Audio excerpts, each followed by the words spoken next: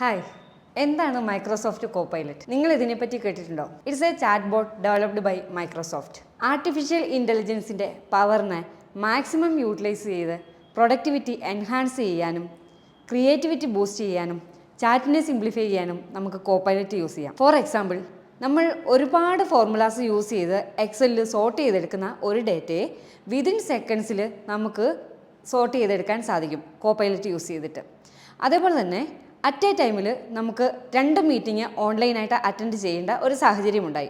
ആ സമയത്ത് നമ്മൾ ഒരു മീറ്റിംഗ് അറ്റൻഡ് ചെയ്തു, മറ്റൊരു മീറ്റിങ്ങിൻ്റെ മിനിറ്റ്സ് ഓഫ് മീറ്റിംഗ് സമ്മറൈസ് ചെയ്യാനായിട്ട് കോപ്പൈലറ്റ്സിൻ്റെ ഹെൽപ്പ് എടുക്കുന്നു. കോപ്പൈലറ്റ് നമുക്ക് iOS പ്ലാറ്റ്ഫോമിലും വിൻഡോസ് പ്ലാറ്റ്ഫോമിലും യൂസ് ചെയ്യാം.